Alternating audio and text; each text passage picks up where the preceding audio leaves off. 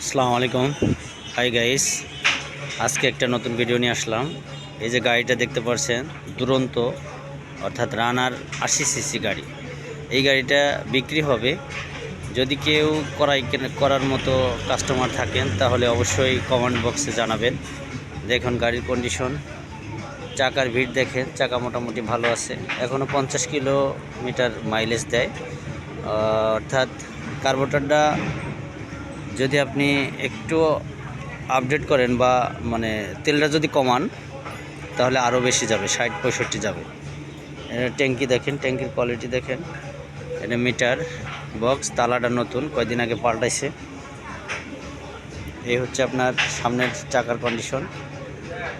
সামনের মাঠগাটটা একটু ভাঙা আছে, এই যে তাও ঠিক করা আছে।